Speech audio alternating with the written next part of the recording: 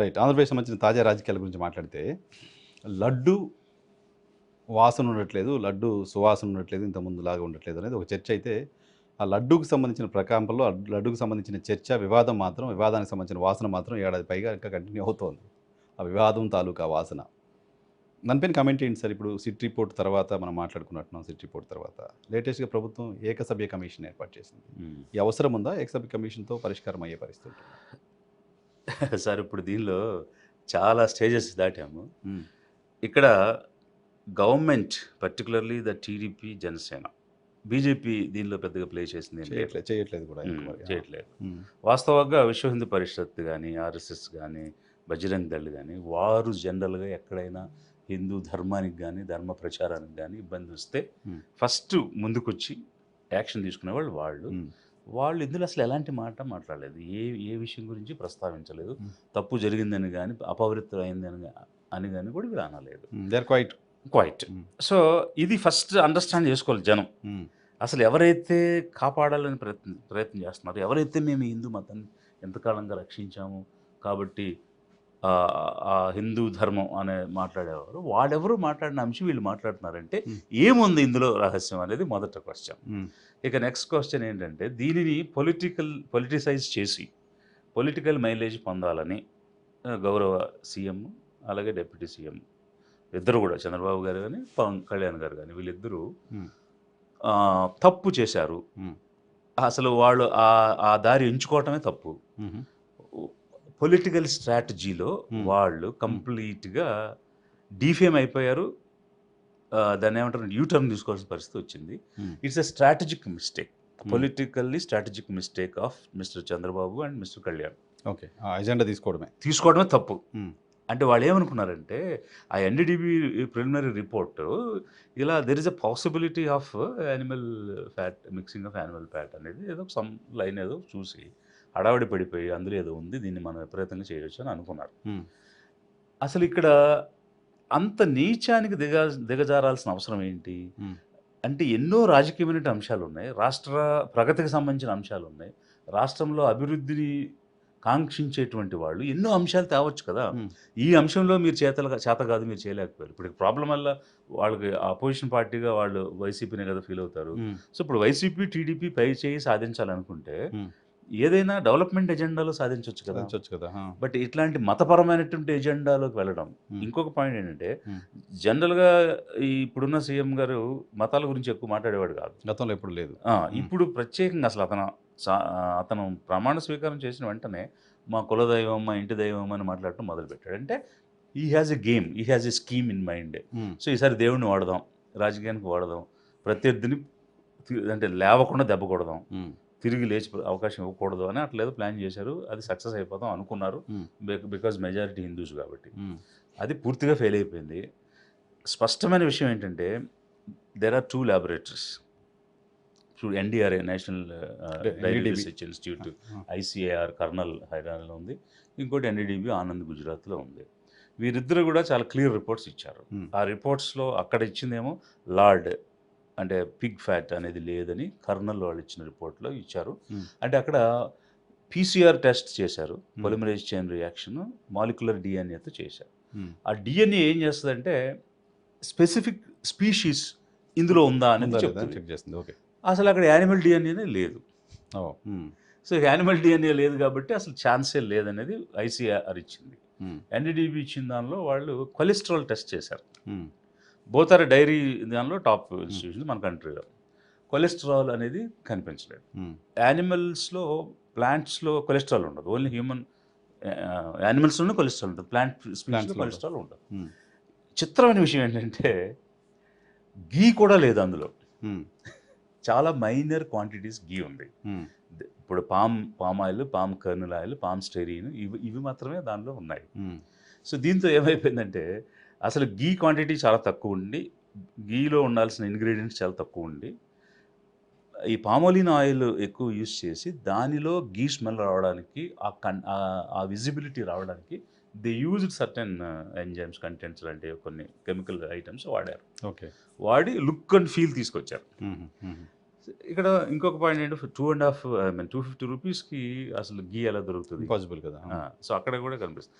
So SIT తేల్చింది కూడా there is fraud, clear corruption and misuse of various levels of chain of activities అనేవన్నీ కూడా క్లియర్గా చెప్పేశాను. సో నేనేమంటానంటే ఇప్పుడు మనం ఒక దేవుడిని నమ్మడం, లేదా దేవుడు ఇలా వచ్చాడు ఇలా చెప్పాడు అనడం అదొక విశ్వాసం. బట్ నిజం ఏంటి అనేది సైన్స్ చెప్తుంది. అంతే కదా. So science has given truth. So if it is truth that is science, if it is not truth that is belief. But మనం ఎప్పుడైనా నిజం తెలుసుకోవాలంటే we have to approach science. అంతే కదా. సో వీళ్ళు సైన్స్ని అప్రోచ్ చేయారు, నిజం తెలిసింది. సో నిజం తెలిసిన తర్వాత వీళ్ళకి ఫేస్ లేదు. ఆ నిజంలో రెండు వర్గాలు చెప్పింది తప్పు అని వచ్చింది. తెలుగుదేశం చెప్పింది తప్పే, వైసీపీ చెప్పింది తప్పే. అసలు అక్కడ జరిగింది కరప్షన్, జరిగింది ఫ్రాడ్, ఎకనామిక్ ఫ్రాడ్ జరిగింది, అండ్ నెయ్యి కల్తీ జరిగింది. సో అసలు అలా కల్తీ నెయ్యి తెచ్చినా తీసుకుని వీళ్ళు వండినందుకు దానికి బాధ్యులు ఎవరు, వాళ్ళ మీద చర్యలు తీసుకోవడం అనేటువంటిది ఒక ఆస్పెక్ట్. అది ఎవరైనా తీసుకోవాలి, దాని గురించి అసలు డిస్ప్యూట్ ఏముంటుంది, దాన్ని ఎవరు కామెంట్ చేస్తారు. బట్ వీళ్ళు రైజ్ చేసింది ఏంటంటే సెంటిమెంటల్గా అదొక గ్రీజ్డ్ క్యాటరేజ్ లాగా వీళ్ళు పిగ్ ఫ్యాట్ వాడారు అనేటువంటి పాయింట్ తీసుకొచ్చారు. కాబట్టి ఆయన లోకేష్ గారు అయితే పంది మాంసం అని చెప్పాడు. అవును, సరే చెప్పారు కాబట్టి ఇది సెంటిమెంటల్ ఇష్యూ. అది కానప్పుడు వెజిటబుల్ ఐటమ్స్లోనే కల్తీ అంటే ఆ కల్తీకి జరిగిన దాని మీద చర్య తీసుకోవాలి. సో ఇక్కడ ఏమేమి అంటే కంక్లూజివ్ పాయింట్స్ ఏంటంటే, ఒకటి చంద్రబాబు గారిని కళ్యాణ్ గారు కానీ చేసిన జిత్తులు ఎత్తులు పారలేదు. They failed completely in making a political strategy and they were exposed. అంటే వీళ్ళు ఇంత చీప్గా, ఇంత దిగజారిపోయి ఇలాంటి ఒక అంశం గురించి పట్టుకుని జనాల్ని మాయ చేస్తారా? ఇంత వయస్సు, ఇంత జ్ఞానము, ఇంత అనుభవం ఉన్న వాళ్ళు ఇట్లాంటి పిచ్చి పనులు చేస్తారా అని జనం అనుకుంటున్నారు. అక్కడికి అది ఎస్టాబ్లిష్ అయిపోయింది. ఇక మతంతో రాజకీయం చేద్దాము అని వీళ్ళు అనుకుంటున్నారు. అసలు మతంతో రాజకీయం చేయాలనుకుంటే అతనికి సీఎంగా ఓటేసి గెలిపించారు కదండి. ఇప్పుడు అతను గెలిపించారు కాబట్టి 16 నెలల్లో క్రిస్టియన్ కాబట్టే తిరుమలలో అపవిత్రం చేశాడు, అపచారాలు చేశాడు అనేది ప్రభుత్వం ఆన్ రికార్డ్ అధికారిక నిన్న శాసనమండలిలో అచ్చెన్నాయుడు గారు మాట్లాడుతున్నారు. చైర్మన్ని, స్పీకర్ చైర్ని ఉద్దేశించి, మీరు క్రిస్టియను, మీ నాయకుడు క్రిస్టియను కాబట్టి ఇలా చేస్తుంటారు అనే ఒక ఎలివేషన్ ఇస్తున్నారు ఆయన. ఓకే, ఇప్పుడు దెర్ ఆర్ ఫ్యూ క్లారిటీస్. జనం యాక్సెప్ట్ చేసిన అంశాలు కొన్ని ఉన్నాయి. ఇప్పుడు అతను 16 నెలలు జైల్లో ఉన్నారు, కరప్షన్ ఎలిగేషన్స్ ఉన్నాయి, he is a known Christian, everybody knows. In spite of all that people wanted to give a chance ఇచ్చేశారు. సో ఛాన్స్ ఇచ్చారు. ఈరోజు మీకు 160 సీట్ల పైనే వచ్చాయి. సో మీకు ఓవర్వెల్మింగ్ ల్యాండ్ స్లైడ్ విక్టరీ వచ్చింది. గెలిచిన తర్వాత ఇంకా బురదేయాలనే ప్రయత్నంలో ఏంటి మీరు సాధించేది? మళ్ళీ 2029 ఎన్నికల కోసమా? That is two long. Number 1. Number 2, ఒకవేళ మీరు నిజంగా వేసి ఉంటే అది ఏదన్నా వాస్తవం ఉండి వేసి ఉంటే అర్థం ఉండేది. ఇప్పుడు వీళ్ళు వచ్చిన తర్వాత కూడా ఆ గీ వచ్చింది కదా, దాంతో కూడా వండారు కదా, అక్కడే కదా వండారు కదా. అయితే మరి ఈ సీఎం కూడా చేసినట్టే కదా. మరి అసలు సీఎం లెవెల్లో ఏ ట్యాంకర్ వస్తుంది, ఏ గీ వస్తుందని చూస్తారా? ఇంపాసిబుల్ కదా. ఇతను కూడా చూడలేదు కదా, ఇతను కూడా తెలియదు కదా. ఎవడో రిపోర్ట్ తెచ్చి ఇచ్చిన తర్వాత దీన్ని ఇష్యూ చేశారు. సో ఇక్కడ వైసీపీ టీడీపీ ఎవరిది పై చేయింది అనేది మనకు అనవసరం సబ్జెక్ట్. నా వరకు ఏంటంటే వీళ్ళు ఎత్తుకునే తప్పు, వీళ్ళు ఒకవేళ లడ్డు కల్తీ జరిగింది అని చెప్పుంటే అందరూ యాక్సెప్ట్ చేసి ఉండేవాళ్ళు. అది అయితే ఇందులో సీఎంకి రోల్ ఎంత ఉంటుంది అనేది వీళ్ళే చెప్పాలి. ఇప్పుడు ఈ సీఎం చెప్పాలి ఇతని రోల్ ఎంత. If he is daily monitoring about the ghee and making of laddu, then he should give. So నా ఫండమెంటల్ క్వశ్చన్ ఏంటంటే, అక్కడ ఒక ఎగ్జిక్యూటివ్ ఆఫీసర్ ఉన్నారు, ఒక వ్యవస్థ ఉంది, దానికి ఒక చైర్మన్ ఉన్నారు. వాళ్ళ కదా బాధ్యులు ప్రైమర్లీ. ఎక్కడెక్కడో ఇప్పుడు అరసవిల్లో జరిగిన దానికి, ఇప్పుడు అక్కడ శ్రీకాకుళంలో టెంపుల్లో చనిపోయారు కదా, చనిపోతే వెంటనే వీళ్ళ మీడియా ఏం చేసింది, ఒక ప్రైవేట్ టెంపుల్లో సంఘటన, ఒక ప్రైవేట్ టెంపుల్లో చనిపోయారు. అసలు ఒక ప్రైవేట్, అసలు టెంపుల్స్ ఎప్పుడైనా మనం ప్రైవేట్ టెంపుల్స్ అని విన్నామా? అసలు ప్రైవేట్ అని ప్రభుత్వం గవర్నమెంటే కదా అనే టెంపుల్ ఉంటుంది. ఇప్పుడు బిర్లా మందిర్ గవర్నమెంట్ కట్టించలేదుగా. ఎప్పుడైనా ప్రైవేట్ టెంపుల్ అని అంటాం విన్నామా? అంటే వాళ్ళ లాంగ్వేజ్, వాళ్ళ తెలివితేటలు చూడండి. ఇంత ఓకే, మీరు ఒక రాజకీయ పార్టీని కార్నర్ చేయాలి, టార్గెట్ చేయాలి అని చేసుకోండి, దెర్ ఇస్ నో డౌట్. ఇప్పుడు నేను రాజకీయ పార్టీని విమర్శిస్తున్నాను, మీరు నన్ను విమర్శించవచ్చు, it's not an issue. But అసలు భాష మార్చేసి, కోణం మార్చేసి, కంటెంట్ మార్చేసి ఈ రకమైన కొత్తగా తీసుకురావడం అనేది జరుగుతున్న క్రమంలో అసలు మతం అన్నది వాళ్ళు ఎంత అంటగట్టడానికి ప్రయత్నం చేస్తే అంత వాళ్ళే బ్యాడ్ అవుతారండి. ఎట్లా? ఎట్లా అంటే జనం కూడా చూస్తారు కదా. మ్మ్. ఇప్పుడు అతను 5 సంవత్సరాలు సీఎంగా ఉన్నారు. Hmm. Yes is a Christian. Hmm. ఈ 5 సంవత్సరాల్లో ఎన్ని యాంటీ హిందూ యాక్టివిటీస్ చేశాడు? మ్మ్. లిస్ట్ అవుట్ చేయమనండి. మ్మ్. గుళ్ళన్నీ కొట్టేశారని, అది ఇతనే కొట్టేశాడు కదా. గుళ్ళపైన దాడులు అది చేశారని, ఈయనే చేశాడు కదా. అక్కడక్కడ ఇప్పుడు 100, విజయనగరంలో 120 శ్రీరాముడి తలకాయ తీసేశారని, పిఠాపురంలో గుళ్ళు కొట్టి ఇవన్నీ చెప్తున్నారు కదా మాట. అదే మన విజయనగరం దగ్గర జరిగిన రామతీర్థంలో జరిగింది అనేటువంటి ఇన్సిడెంట్ ఒకటే, అంతర్వేదిలో జరిగిన ఇన్సిడెంట్ అనేది ఒకటి. అంటే ఇవి stray incidents, somebody did it. But state guided issues కానీ, స్టేట్ పాలసీలో యాంటీ హిందూ పాలసీస్ కానీ, స్టేట్ తీసుకున్నటువంటి చర్యల్లో నేను చెప్పేది ఎక్కడో ఘర్షణలు జరిగేవి ఓకే, ఇప్పుడు కూడా జరుగుతున్నాయి కదా. ఇప్పుడు వీళ్ళు వచ్చిన దగ్గర నుంచి జనం చచ్చిపోతూనే ఉన్నారు. తిరుమలలో చచ్చిపోయారు, సింహాచలంలో చచ్చిపోయారు, శ్రీకాకుళంలో చచ్చిపోయారు, నిన్నగాక మొన్న కాకినాడలో చనిపోయారు, రాజమండ్రిలో చనిపోయారు. చంపటమే కదా, వీళ్ళు వచ్చిన దగ్గర నుంచి చంపుతానే ఉన్నారు జనాల్ని ఏదో ఒక రీజన్తో. మరి ఈ టెంపుల్స్లో చచ్చిపోయారు కదా, మరి ఇప్పుడు వీళ్ళు చేస్తేనే చచ్చిపోయారా వాళ్ళు? Okay. So my point is, if whether he is anti Hindu, anti Muslim, anti Christian అన్నది basing on his policies and his activities. If you want to target and conclude, you conclude, చూపించి చేయండి, దెర్ ఇస్ నో డౌట్.